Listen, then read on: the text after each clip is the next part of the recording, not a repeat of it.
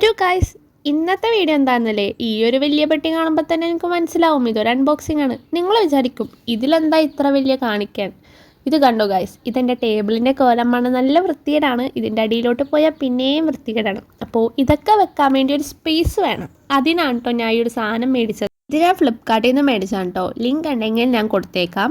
പിന്നെ ഇതൊക്കെ എല്ലാം സെറ്റ് ചെയ്തതും പിന്നെ ഈ ഒരു വീഡിയോ എടുത്തതും ഞാനല്ല കേട്ടോ, എൻ്റെ ട്വിൻ സിസ്റ്ററും എൻ്റെ അപ്പനും കൂടിയാണ്.